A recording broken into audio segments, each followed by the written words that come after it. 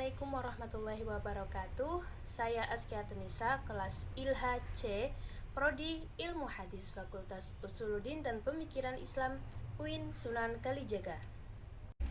Kali ini saya akan menjelaskan tentang perspektif dalam studi Islam. Sebelum kita melangkah lebih lanjut, harus kita ketahui apa itu perspektif.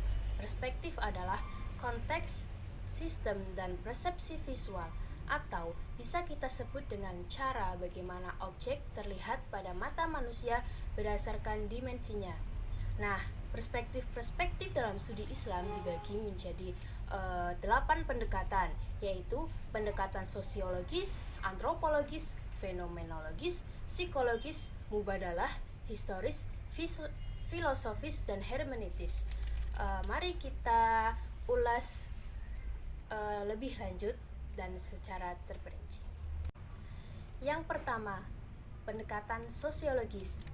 Sosiologi adalah suatu pendekatan yang menggambarkan tentang keadaan masyarakat lengkap dengan struktur dan gejala sosial lainnya yang saling berkaitan. Pendekatan sosiologi umumnya mengkaji tentang pengaruh, struktur, dan perubahan masyarakat terhadap pemahaman ajaran agama atau konsep keagamaan. Pendekatan sosiologi ini merupakan pendekatan yang sering dilakukan dalam memahami agama, karena banyak kajian agama termasuk hukum Islam yang baru dapat dipahami secara profesional dan tepat apabila menggunakan bantuan dari ilmu sosiologi. Lalu yang kedua adalah pendekatan antropologis. Pendekatan antropologis dalam memahami agama dapat diartikan sebagai salah satu upaya memahami agama dengan cara melihat wujud praktek keagamaan yang tumbuh dan berkembang dalam masyarakat.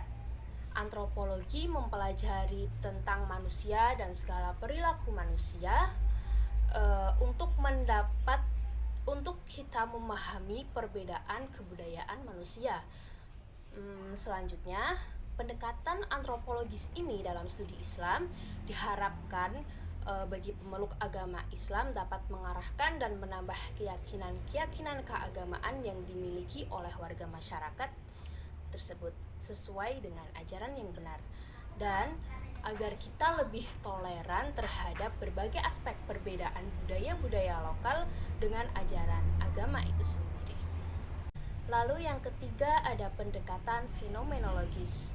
Pendekatan fenomenologi adalah pendekatan yang mencoba menggabungkan sifat objektif dan subjektif yang ada dalam diri setiap pengkaji agama.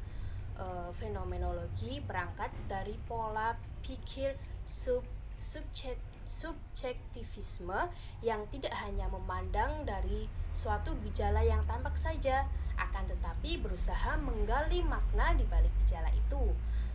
Selain itu, intensional objektifikasi berarti mengarahkan data yang merupakan bagian dari integral dari aliran kesadaran kepada objek-objek intensional. Hal yang terpenting dari pendekatan fenomenologi agama adalah apa yang dialami oleh pemeluk agama dan apa yang dirasakan, yang dikatakan, dikerjakan, sebagaimana pula pengalaman tersebut bermakna baginya. Lalu yang keempat adalah pendekatan psikologis. Hal yang dikaji dalam studi Islam dengan menggunakan pendekatan psikologi antara jiwa dan agama manusia serta gejala jiwa manusia dengan hubungan agama Islam. Nah, psikologi dalam agama ini dapat didefinisikan sebagai studi ilmu yang menekan pembahasan hubungan kejiwaan manusia dengan agama. Lalu ada pendekatan mubadalah. Pendekatan mubadalah adalah racikan edisi terbit ulang atau baru untuk melihat teks agama. Namun, bukan suatu hal yang benar-benar baru, karena pembacaan ini juga bersandar pada pendapat ulama-ulama terdahulu. Lalu yang keenam ada pendekatan historis.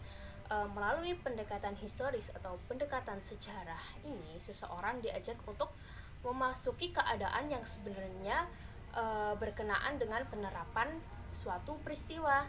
Nah, tujuan dari pendekatan historis ini adalah untuk membuat rekonstruksi masa lampau secara sistematis dan objektif, dengan cara mengumpulkan, mengevaluasi, memverifikasikan, serta mensistensikan bukti-bukti untuk menegakkan fakta dan memperoleh kesimpulan yang kuat.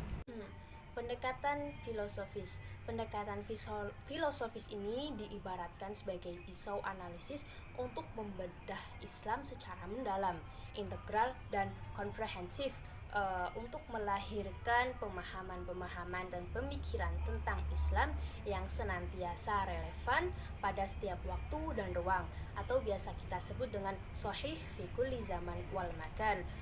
Selain itu, dapat meningkatkan sifat penghayatan dan daya spiritualitas sehingga tidak terjebak dalam pemahaman agama yang sekedar formalistik dan tidak menemukan nilai-nilai di dalamnya.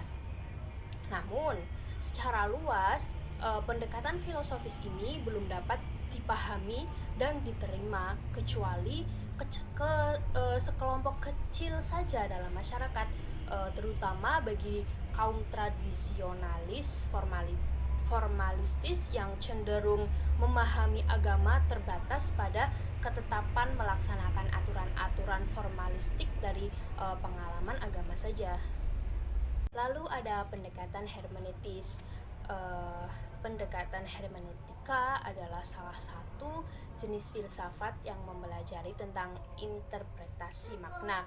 Biasanya hermeneutika ini dijadikan metode untuk menafsiri Bible pada zaman dulu, dan sekarang pada abad terakhir ini berkembang untuk menafsirkan kitab suci.